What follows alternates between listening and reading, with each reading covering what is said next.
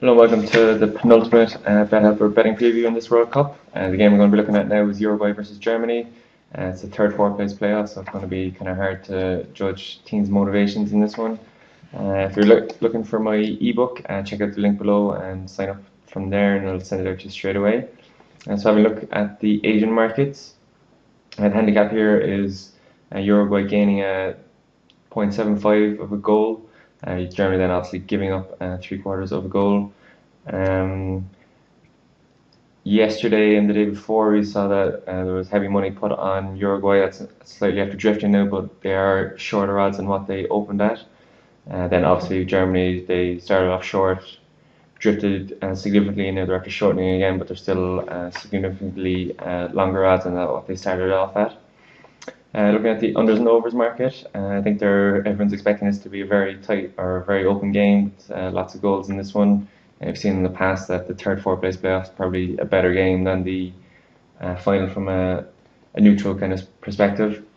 So the handicap started off at plus or over 2.5. That went up to over 2.75. It has drifted slightly from 2.75, so you might see that come down to 2.5. But again, strong indications there that everyone in Asia is expecting overs. Looking at the fixed odds in Asia, Uruguay have drifted from 4.9 to 5s. Germany have shortened from 1.81 to 1.79, so they're heavy favourites.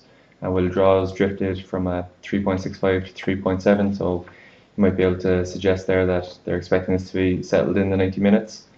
Looking then at Vegas, the handicap here is Uruguay +1, Germany -1, so there's a higher handicap on it. Uruguay are a heavy odds, so I would expect the handicap to change before kickoff.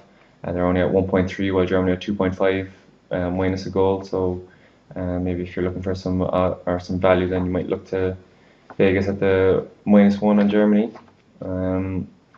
Again, the overs here is 2.5.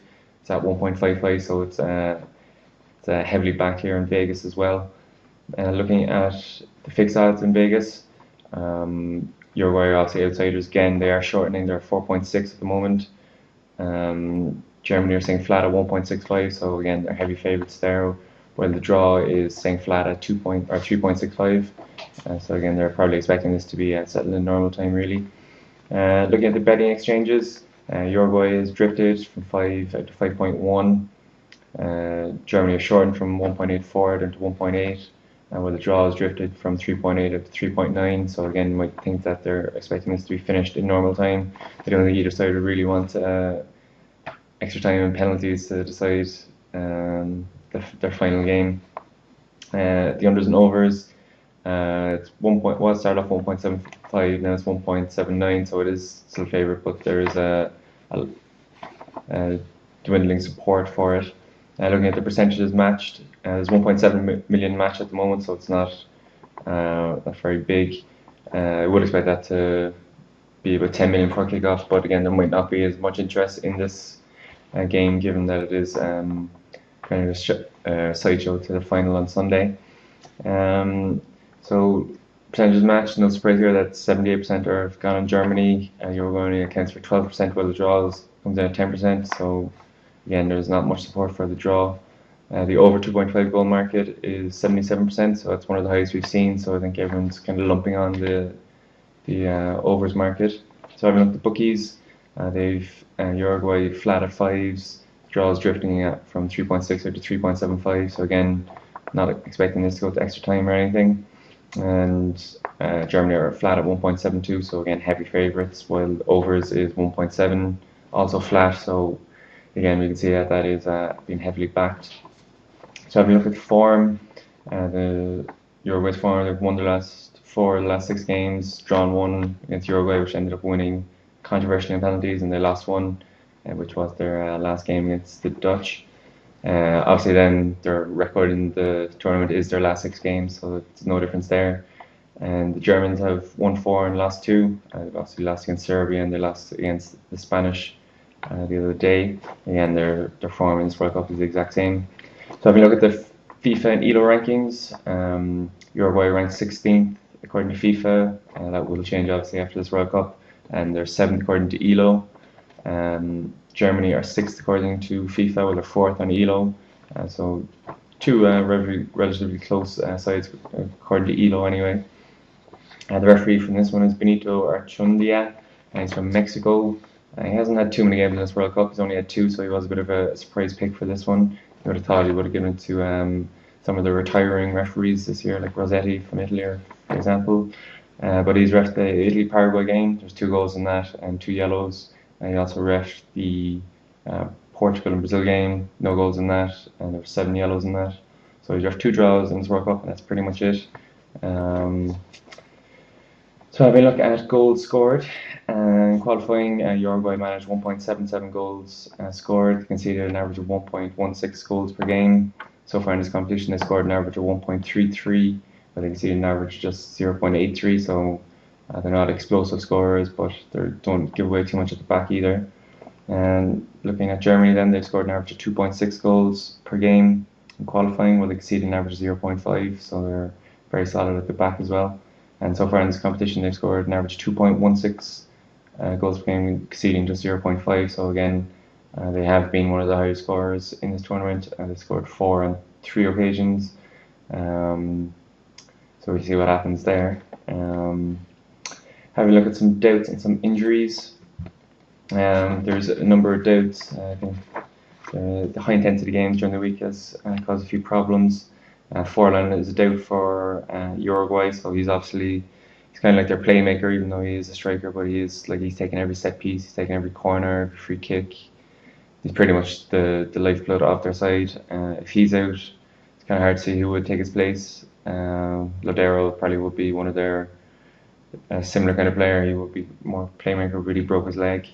So again, it's kind of hard to see who will step into that role. Then there's a few doubts as well for Germany. Klose, Lahm and Podolski. Lahm and Podolski have a virus, so they probably will miss out, but again, we'll have to wait and see the team news tomorrow. So they're 3 vital players to them.